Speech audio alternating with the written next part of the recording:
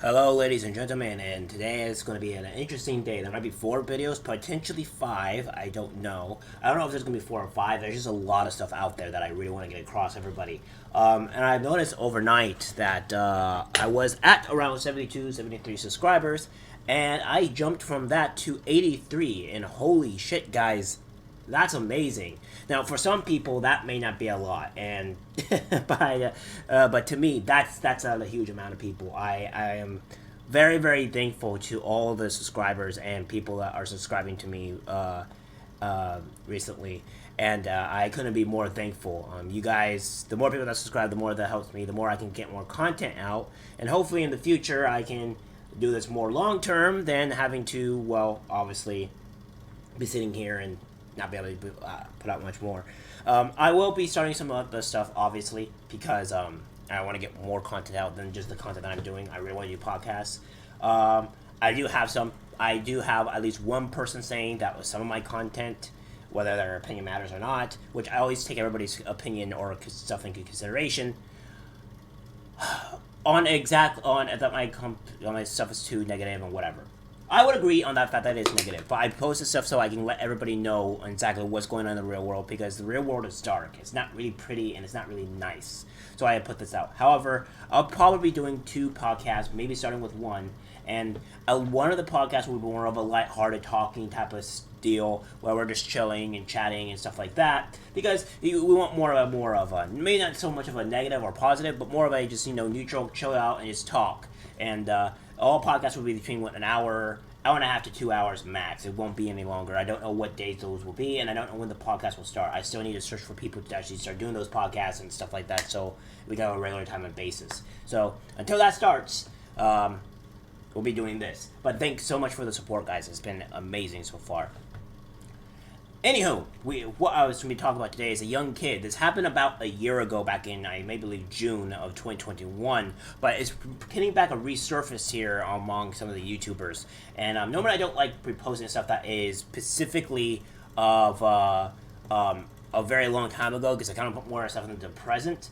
But I think this is a very, very big video that I should probably share and then comment it on what I personally think on what's been happening. Because obviously people that are white are not listened to and normally demeaned upon, and then the people that are black are listened to for some god apparent reason. So I want to try to use that privilege that I do have, even though black people are not really, they have to fall in line to the specific ideology, otherwise they're hated.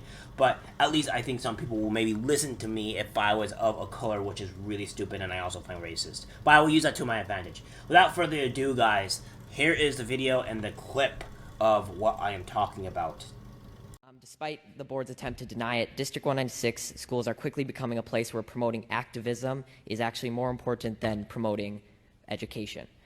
I'll take you back to my first day at RHS this fall.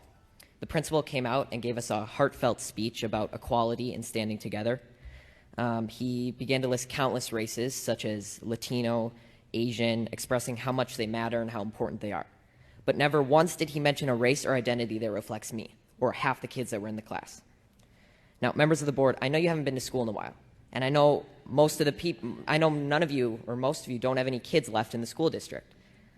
But you must admit how uncomfortable it will be to be characterized just by your skin color on the first day of school, and be thought that you were wrong just because of your skin color.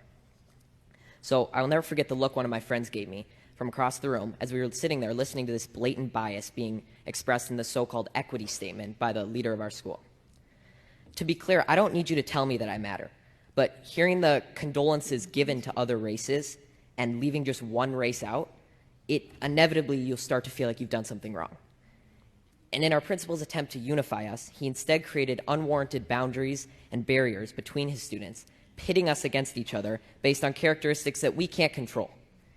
In another separate instance, I was told that writing "All Lives Matter" on the whiteboard was political and could be seen as offensive. When I questioned the teacher after class, she told me that she didn't have an answer and she just had to erase it, and it was quickly erased. There are political signs all over RHS, about specific races that matter, specific sexual orientations that matter, and specific perspectives that matter.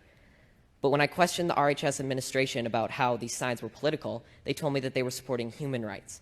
So when I questioned why the equity statement couldn't represent all students, they told me that to even ask that question was outlandish and offensive. And when I asked why that was, they told me, quote, "Whites have a pretty good situation right now," unquote. So is that not racism?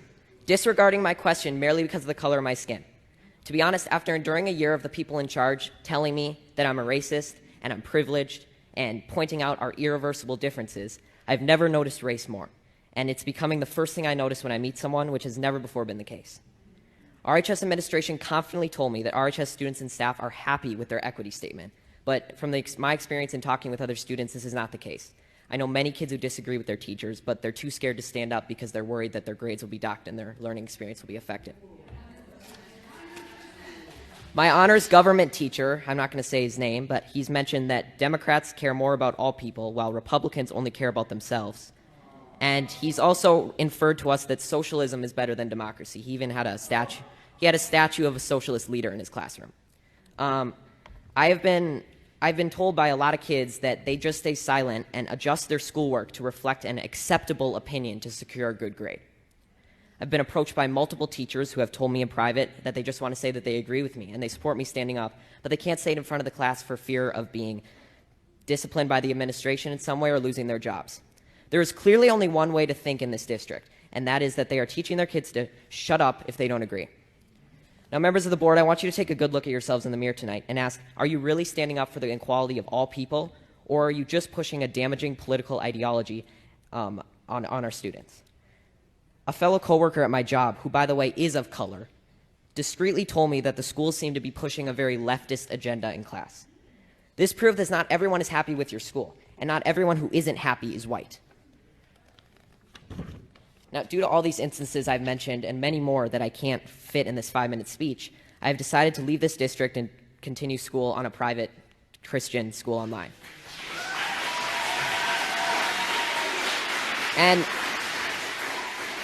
And there will be sacrifices, and I will not get to walk in the graduation ceremony or attend milestones at RHS, but I will be able to learn in an environment that is not intent on punishing me daily for my skin color and political views. Now, regardless of how you take my speech, whether you just shrug it off as malarkey or Fox News talking points, I encourage you to think about it, because someday I'm going to be a leader. I may be the president, a governor, or just a professional golfer, but I will never stop believing that everybody has value, no matter their skin color or personal beliefs, and it's a shame that you're not going to be able to say that I was an alumni of RHS in District 196. Thank you. So there you have it, and I agree with this young man. He'll probably be 16 now. I think because he said his age is he's 15. But yeah, this is what we've been talking about. That's been going on in schools, right? That the kids are being indoctrinated, white people are being hated, and the part of the reason why I think that that there is a lot of white shooters or a lot of white boys shooting up schools and stuff is because the immense amount. There's a two compounding of things. There is the hate on white people in general, and then there is the compound issue of hating men in general. So when you add these two things together, you get this man that is hated because he's white, and then he's also hated because he's a man. And due to this can cause a lot of obviously psychological or mental damage to a kid, and have him commit a heinous act that he normally wouldn't have committed before. And some people don't understand why, and I think this is part of the issue. I think that the issue is that when we keep on hating men, and then we keep on hating on white men specifically, or white people can't take that abuse and they react out or lash out in a negative factor. Because when you have this much amount of hate and you're being called this every single day at school, it can take a toll on somebody. And so this is not happening to black people necessarily, because black people are treated as a gospel where we're considered that we're not bad as long as we fall in line with the right politics and policies, right? We're considered gospel, we're gods, we can't do no wrong, right? And even if we do commit a crime, BLM will come around and defend us even though we committed a crime and did a heinous act. That's being pushed on. And due to this fact that that's happening, it has a toll on pretty much white boys in general. And this is not me trying to be racist or anything, because obviously it's just, this is what I think is happening. When you have this amount of hate and you can't and you can't escape from it. It will make you do heinous things or do horrible things. There's a reason why I think white boys in general are being hated up, are committing such dangerous crimes, because they've been doing it. Remember, this was not happening about 20 or 30 years ago, guys. Or even this was happening recently, for almost a half a decade ago to maybe even a decade ago, to where this was recent. This wasn't happening in the 60s, 70s, 80s, and 90s. This was happening in the 2000s, of 2010s and up, where that was starting to become prevalent. And when the reason why this was because of the actual hate on white people in general. And this is what I call about the actual racism in America. This boy has the courage and the ability to stand up against the woke ideology, his evil professors, his evil teachers that are trying to teach this young man, these people, that they're bad, that they're evil, and that's unacceptable. And the fact that there are teachers that don't want to speak up against it because of fear that they're going to lose their job is real. Is what's sad about it. And when people say oh well, you don't have courage, it's like, if you don't have courage to stand up for what is right, for what you believe in, then you are considered a coward. Now, whether it's a right decision or not to do so, that's up to you.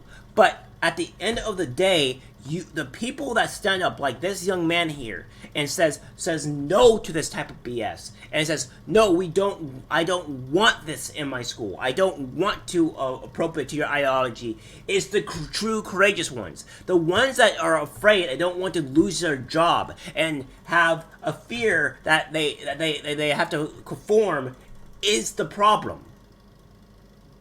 Listen, I'm not going to say what you're doing is wrong or right. I'm not going to say that you fear of losing your job and trying to be silent is the incorrect move, because I think that is also a smart move. I think it's where you want to be able to support your family, support yourself, to keep food on the table. That's understandable, and I can agree to it. But you can't call yourself courageous. You can't call yourself a person fighting for the cause when you have a 15-year-old boy that is stepping up and leaving his school and changing his life for a better, and also being obviously attacked for his ideology or whatever, and taking that risk.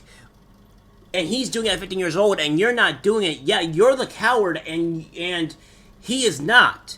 This is what I'm talking about, is when people stand up against this type of stuff, when we have the courage to say, no, I will not bow down to your ideology, I will not do what I am told. It has the real power here. This is what I'm talking about, the will of the people. The people have the power. You and me have the power. The government doesn't have power over us. When we let the government have power over us, that's when the government has power and they can really enforce their rules. But when we, the people, stand up, say that we're Americans, say that we are against this type of ideology, and we will fight for what is right, that's when the people have power, and that's when the government is completely powerless against us. I applaud this young man for at least trying to stand up against what he thinks is wrong. And that's what we need. The fact that he will say that he will not be, that he has the ability to become something great. And I think everybody becomes something great. There are people that I know that will say that, like, well, they like it here and they want to be able to, they can't, if they went somewhere else, they couldn't be able to benefit from it. They can't get the wage. That is wrongful thinking. You can go to someplace else, to another state or whatever, and always rise up. Always benefit yourself. Always get out to where you are. It's the right amount of thinking to where you say, okay, I'm here in this place now, but can I better myself? Yes, because you are in America. You have the ability to make yourself rise above others. This is the reason why we are the greatest country in the world, because of that fact. It doesn't matter whether you're black or white. You can do it in any state, and some other states are easier to do it than others. But don't try to demean yourself. Don't try to put yourselves down and say, like, I can't do this because of the minimum wage. I can't do this because of whatever. No, that is wrongful thinking. You can do it no matter what. It takes time. It takes effort. You have to build yourself up. But I know you can do it. Anybody can. And that is the power of the right mentality to be able to push yourself up to higher beliefs, to make yourself to be better. And the government, especially the far left, want to tell you that you can't do this, that you don't have the ability to do this, but you do. And this kid has just demonstrated that he can. I applaud this young man for being able to stand up for what is right. I applaud this young man for having the courage to do what he needs to do. That being said, let's stand up for what is right, because this young man was able to.